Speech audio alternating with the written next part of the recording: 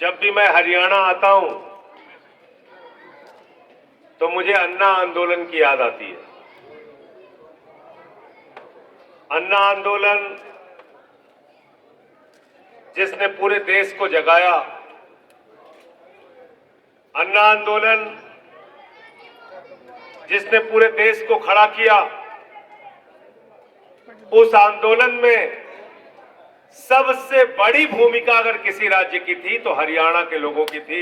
हरियाणा के लोगों ने उस आंदोलन में बहुत बढ़ चढ़ के हिस्सा लिया था। आज भी मैं जिस गांव में जा रहा हूं, लोग मिलते हैं, कहते हैं अन्ना आंदोलन में आपके साथ था। क्यों थे अन्ना आंदोलन में आप साथ? आप अन्ना आंदोलन में इसलिए साथ थे कि आपको एक उम्मीद जगी थी। अन्ना हजारे जी से, अरविंद केजरीवाल जी से, आंदोलन को चलाने वाले लोगों से। कौन है अरविंद केजरीवाल? जिसने पूरे देश को जगाया, जिसने पूरे देश को खड़ा किया। वो अरविंद केजरीवाल कहीं और का नहीं, आपके हरियाणा का लाल है, आपके हरियाणा का बेटा है, आपके हरियाणा का भाई है। आईआईटी में सिलेक्शन हुआ। आईआईटी में सिलेक्शन पाना कोई सामान्य बात नहीं होती, और उस जमाने में आईआईटी में एडमिशन पाना बहुत बड़ी बात होती थी। आईआईटी में अरविंद केजरीवाल का एडमिशन हुआ। पढ़ाई पूरी की तो आईआरएस की नौकरी दी, इनकम टैक्स के कमिश्नर बने। चाहते तो करोड़ों रुपए कमाते, बहुत बड़े बंगले में रहते, आराम से रहते पूरी जिंदगी। लेकिन उस इनकम टैक्स कमिश्नर की नौकरी को लात मार के अरविंद केजरीवाल जी ने देश सेवा का संकल्प लिया। बताओ लिया कि नहीं लिया? झुग्गी बस्तियों में रहे, आरटीआई का आंदोलन चलाया, मजदूरों के लिए काम किया, किसानों के लिए काम किया। और इतना ही नहीं, 2011 के अंदर आंदोलन किया। पहले 10 दिन का अनशन किया, फिर दिल्ली के अंदर बिजली के नाम पर हो रही धांधली के खिलाफ 15 दिन का अनशन किया, शुगर के मरीज होने के बावजूद। बताओ हिंदुस्तान में कौन सा नेता है? 15 दिन का अनशन किया। दिल्ली की जनता ने अरविंद केजरीवाल को पहली बार में मुख्यमंत्री बनाया 2013 में। मुख्यमंत्री बनने से पहले हम लोग चुनाव प्रचार में जाते थे, लोग हाथ पकड़ लेते थे झुग्गियों में। केजरीवाल साहब अपने बिजली का बिल चुकाने के लिए अपनी बीवी का गहना गिरवी रख दिया, घर की फ्रीज बेच दी। बिजली का बिल बहुत ज्यादा है, हमारा गुजारा नहीं होता, बच्चों की पढ़ाई नहीं हो पाती, दवाई नहीं हो पाती। मुख्यमंत्री बनने के 24 घंटे के अंदर अरविंद केजरीवाल ने दिल्ली के अंदर 200 यूनिट बिजली फ्री और 400 यूनिट बिजली आधे दाम पर किया। बताओ क्या गुनाह किया उन्होंने? दिल्ली के अंदर सरकारी स्कूलों में मकड़ी के जाले लगे रहते थे। उन सरकारी स्कूलों में बच्चे टाट पट्टी पे बैठ के पढ़ते थे, टॉयलेट का इंतजाम नहीं था बच्चियों के लिए। आज वही सरकारी स्कूल जाकर देखना, दिल्ली के अंदर आपके इसी हरियाणा के बेटे ने एयर कंडीशन कमरा उन्हीं बच्चों की पढ़ाई के लिए बनाया दिल्ली में। अरविंद केजरीवाल जिंदाबाद, अरविंद केजरीवाल जिंदाबाद। मोहल्ला क्लिनिक बनाया, दवाएं फ्री मिलती हैं, 200 तरह की जांच फ्री होती है। बुजुर्गों के लिए तीर्थ यात्रा कराई, माताओं बहनों के लिए बस की यात्रा फ्री की, 1000 रुपए हर महीने आर्थिक सहायता देने की योजना लाई, फरिश्ते स्कीम लाई। कहा कि देश का किसी भी हिस्से का आदमी अगर उसका दिल्ली में एक्सीडेंट होगा तो उसको छोड़ के भागना मत, फरिश्ते बनना उसके लिए, अस्पताल में पहुंचाने का भी किराया हम देंगे, और 50 लाख भी खर्चा होता है तो उसका इलाज हम कराएंगे। बताओ देश की एक सरकार जो ऐसा काम करती है। लेकिन ये मोदी जी को पसंद नहीं है, ये उनको अच्छा नहीं लगता। मुख्यमंत्री जो लोगों के लिए काम कर रहा है, आपका इसी हरियाणा का बेटा, वो उनको पसंद नहीं आता। फर्जी मामले में, पूरी तरीके से फर्जी मामले में पकड़ के केजरीवाल जी को जेल में डाल दिया। मनीष सिसोदिया शिक्षा मंत्री थे, उनको पकड़ के जेल में डाल दिया। सत्येंद्र जैन को पकड़ के जेल में डाल दिया। मुझे 6 महीने जेल में रखा। बार बार दबाव बनाते रहे, इनके आगे झुक जाऊं, इनके आगे झुक जाऊं, इनके आगे झुक जाऊं। मैंने कहा बेईमानो, पूरी जिंदगी जेल में रखोगे, तुम्हारे आगे झुकने वाला नहीं। आम आदमी पार्टी जिंदाबाद, आम आदमी पार्टी जिंदाबाद। लोकतंत्र में बहादुरी से राजनीति करेंगे जब तक जिंदा है। कायरों की तरफ पीठ दिखा के भागेंगे नहीं। हम आम आदमी पार्टी के लोग हैं, आंदोलन की कोख से पैदा हुए। इसलिए हरियाणा के लोगों आपसे कहने के लिए आया हूं, आपका इतिहास बहादुरी का इतिहास है। जिस भी गांव में चले जाओ, एक बोर्ड लगा रहता है, एक गांव के आगे एक दरवाजा बना होता है, एक गेट बना होता है, उस गेट पे किसी न किसी शहीद का नाम लिखा होता है। कोई न कोई स्मारक स्थल होता है जहां इलाके के शहीदों का नाम लिखा होता है। क्या किया भारत के प्रधानमंत्री ने? हमारी भारत माता के साथ गद्दारी। अग्निवीर योजना, क्या है अग्निवीर योजना? आपने सोचा कभी? हमारा नौजवान हरियाणा का, पंजाब का, उत्तर प्रदेश का, बिहार का, राजस्थान का सुबह 4 बजे उठता है, परिश्रम करता है, दौड़ लगाता है, पहलवानी करता है, अपने शरीर को तैयार करता है कि जरूरत पड़ेगी तो भारत माता की रक्षा के लिए अपने प्राणों की आहुति दे देंगे। बताओ इससे बड़ी कुर्बानी, बताओ इससे बड़ी कुर्बानी क्या हो सकती है? हर गांव के अंदर आपको एक शहीद मिल जाएगा, एक शहीद का परिवार मिल जाएगा। कभी हमने पीछे नहीं देखा। देश की बात आई तो आगे बढ़ के लड़े, सब कुछ कुर्बान कर दिया। अग्निवीर 17 साल में जवान बनेगा, 21 साल में रिटायर हो जाएगा। बाप नौकरी करेगा, बेटा रिटायर हो जाएगा। है कोई योजना ऐसी दुनिया में? यह योजना लेके आए मोदी जी। मोदी जी अग्निवीर योजना लाकर भारत माता की सुरक्षा के साथ, भारत माता के साथ गद्दारी करने का काम किया है। मैं इस बात को कह रहा हूं, अगर आप मानते हो तो इस बार इनको सबक सिखाने का काम करना। अग्निवीर योजना इंडिया गठबंधन की सरकार बनने के बाद खत्म करेंगे और जैसे पहले जवानों की नौकरी होती थी वैसे ही जवानों की नौकरी होगी। जवान को धोखा दिया, कहते हैं हम राष्ट्रवादी हैं। कैसे राष्ट्रवादी हो आप? कहते हैं पहले पाकिस्तान के आगे हमारे लोग रोते थे। ऐसा प्रधानमंत्री अपने देश के ही लोगों की बेइज्जती करता रहता है? शर्म नहीं आती? कौन रोता था पाकिस्तान के सामने? बताओ कौन रोता था? हमारे देश के जवानों ने पाकिस्तान के 2 टुकड़े किए हैं। हमने पाकिस्तान के आगे कभी सर नहीं झुकाया। हम रोते नहीं थे, हम लड़ते थे, हम हराते थे। मोदी कहता है हम रोते थे। बताओ पाकिस्तान बांग्लादेश 2 टुकड़े किया कि नहीं किया पाकिस्तान का? किसने किया?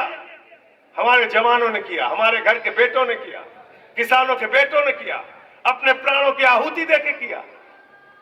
भारत के प्रधानमंत्री होके आप उनकी शहादत का अपमान कर रहे हैं, कह रहे हैं हम रोते थे पाकिस्तान के आगे। 8 लाख बंदी बनाए थे, हम रोते थे, हम रोते थे। तुमने भारत का सिर शर्म से झुकाया। पाकिस्तान के प्रधानमंत्री को अपने शपथ ग्रहण में बुलाया मोदी जी 2014 के अंदर। उसके पहले, आपके पहले किसी भी भारत के प्रधानमंत्री ने अपने शपथ ग्रहण में पाकिस्तान के प्रधानमंत्री को नहीं बुलाया। आप क्या राष्ट्रवाद की बात करते हैं? आपने पठानकोट में आतंकवादियों का हमला हुआ, वहां हमारे वीर जवानों की शहादत की जांच आपने आईएसआई की खुफिया एजेंसी को बुला के कराया। आप क्या राष्ट्रवाद की बात करते हैं? आप बिना बुलाए नवाज शरीफ के बर्थडे का केक काटने पाकिस्तान चले गए। आपसे राष्ट्रवाद हमें नहीं सीख रहा। हरियाणा के लोग, यूपी के लोग, उत्तर भारत के लोगों के रग रग में राष्ट्रवाद भरा है। मत सिखाओ हमें राष्ट्रवाद। नहीं सीखना राष्ट्रवाद तुमसे। राष्ट्रवाद की बात करते हैं।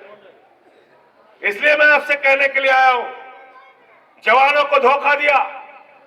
दूसरा नंबर आता है किसानों का। किसानों के खिलाफ 3 काला कानून लेके आए। ये सुशील गुप्ता जी बैठे हैं, आपके प्रत्याशी। मैं और ये दोनों लोग राज्यसभा में थे उस समय। मैं टेबल के ऊपर चढ़ गया, मैंने कहा यह बिल किसानों के खिलाफ है, हमारे देश के अन्नदाताओं के खिलाफ है, इसको हम कतई लागू नहीं होने देंगे। वो बोलते रहे, मैंने माइक तोड़ दिया। हल्ला मचाया बीजेपी वालों ने। संजय सिंह ने माइक तोड़ दिया, संजय सिंह ने माइक तोड़ दिया। मैंने कहा बेईमानो, अगर तुम किसानों की हड्डी तोड़ोगे तो मैं तुम्हारी माइकें तोड़ूंगा। यहां पीठ दिखाने नहीं आया हूं। ये सुशील गुप्ता जी थे हमारे साथ, पंजाब के मुख्यमंत्री उस समय सांसद थे भगवंत मान जी। हम तीनों लोगों ने सेंट्रल हॉल के अंदर, उठा के देख लेना वीडियो, हम तीनों लोगों ने देश के प्रधानमंत्री नरेंद्र मोदी को, जितनी दूर ये पहली कुर्सी लगी है इतनी दूर पे उनके सामने किसानों के हक में और प्रधानमंत्री के खिलाफ मुर्दाबाद के नारे लगाए और किसानों की आवाज को देश की संसद के अंदर संजय भैया आपने किसानों को धोखा दिया। 750 किसानों की शहादत ले ली आपने। 3 काला कानून लगाया आपने। 1 साल तक जाड़ा गर्मी बरसात किसान सड़कों पर बैठा रहा। आपने गोलियां चलवाई, आंसू गैस के गोले छोड़े, आपने पानी की बौछारें कराई, बोले दिल्ली नहीं घुस सकते, दिल्ली नहीं घुस सकते। अरे जिन्होंने आपको दिल्ली नहीं जाने दिया, अब उनके कैंडिडेट को कहना हम तुमको दिल्ली नहीं जाने देंगे। बताओ तैयार हो आप लोग? किसानों को धोखा दिया, बोले आमदनी 2 गुना कर देंगे। आज तक एमएसपी लागू नहीं की स्वामीनाथन आयोग की रिपोर्ट के हिसाब से। यह है हमारी पीड़ा, यह है उत्तर भारत के लोगों की पीड़ा। परिश्रम करते हैं, मेहनत करते हैं, हरियाणा के, पंजाब के, यूपी के, बिहार के, राजस्थान के लोग अपनी धरती माता से अन्न पैदा करते हैं और उसको बेचने के लिए जाते हैं। मंडियों में लाठियां मिलती है, खाद की बोरी लेने जाओ लाठियां मिलती हैं, बीज मांगने जाओ लाठियां मिलती है, हर जगह में मारा जा रहा। ये राष्ट्रवाद की बात कर रहे हैं। हमारी माताएं बहनें बैठी हैं, देश का प्रधानमंत्री कह रहा है इनका मंगल सूत्र लेके भाग जाएंगे कांग्रेस वाले। ऐसी बातें करते हो आप प्रधानमंत्री, हमें मूर्ख समझा है। 24,000 रुपए सोने का दाम था तोला 2014 में। बताओ था कि नहीं था? बताइए सरदार जी, था कि नहीं? 24,000 रुपए तोला था। आज कितना हो गया? 75,000 रुपए तोला। 75,000 रुपए तोला। खाद महंगा, बीज महंगा, डीजल महंगा, पेट्रोल महंगा, दाल महंगी, महंगाई आसमान पे पहुंचा दिया। आप बताइए, 3 गुना ज्यादा सोने का दाम महंगा कर दिया। कह रहे हैं मंगलसूत्र लेके भाग जाएंगे। अरे मंगलसूत्र अगर महिलाओं का कोई लेके भागा है तो भारतीय जनता पार्टी लेके भागी है। बेलन लेके दौड़ा लेना इनको जब आए आपके बीच। इसलिए आपसे कहने के लिए आया हूं, ये अनुराग ढांडा बैठे हुए हैं, क्या जरूरत थी? अच्छी खासी पत्रकारिता कर रहे थे, करते, नौकरी छोड़ के आ गए, गांव गांव घूम रहे, जगाने के लिए घूम रहे। तो मैं तो आपसे कहने के लिए आया हूं, हम लोगों ने तो संकल्प ले लिया है, इस तानाशाह के खिलाफ लड़ेंगे और इसको हराएंगे। आपसे भी हाथ जोड़कर विनती करने आए हैं, इस लड़ाई में हमारा साथ है। आपके उस हरियाणा के बेटे को जिसने जाके दिल्ली में नाम किया, जिसने पूरे दुनिया में नाम किया, उसको 23 दिन तक इंसुलिन दवा नहीं दी गई। 23 दिन तक, 23 दिन तक हम लोगों ने हल्ला मचाया, तब जाके उनको इंसुलिन की दवा दी गई। वो आदमी जो दिल्ली के बच्चों के लिए दवा का इंतजाम करता है। सोचिए कितने जालिम लोग हैं। झारखंड के मुख्यमंत्री को पकड़ के जेल में डाल दिया। इसलिए साथियों और दोस्तों, आपसे कहने के लिए आया हूं, आपसे विनती और प्रार्थना करने के लिए आया हूं, एक एक चीज याद करके जाना, हर जुल्म, हर जाति याद करके जाना, अपने बेटे का चेहरा याद करके जाना और उस खेत को याद करके जाना जहां पे हल चलाते हो, ट्रैक्टर चलाते हो, जहां से अनाज पैदा करते हो, कि उसी अनाज का दाम मांगने आप गए थे तो आपको लाठियों से पीटा गया था। 750 किसानों ने अपनी शहादत दी थी। ये सब कुछ अगर आपको याद रहेगा, ये जुल्म, ये जाति, ये तानाशाही याद रहेगी, तो इनको हराना याद रहेगा। और इनका जवाब सिर्फ वोट से दिया जा सकता है। लोकतंत्र में सबसे बड़ी ताकत आपको, और इसके बाद ये ताकत भी नहीं रहेगी। क्योंकि क्या कहते हैं अमित शाह? कहते हैं 50 साल राज करेंगे। कहते नहीं कहते? 50 साल राज करेंगे। इसका मतलब ये 24 का चुनाव अंतिम चुनाव है। बाबा साहब डॉक्टर भीमराव अंबेडकर जी ने संविधान लिखा, जिसमें वोट की ताकत आपको दी। वो संविधान बदलने का काम करेंगे बीजेपी वाले, और वोट की ताकत छीनने का काम करेंगे। बगैर चुनाव के सूरत में बीजेपी जीत गई।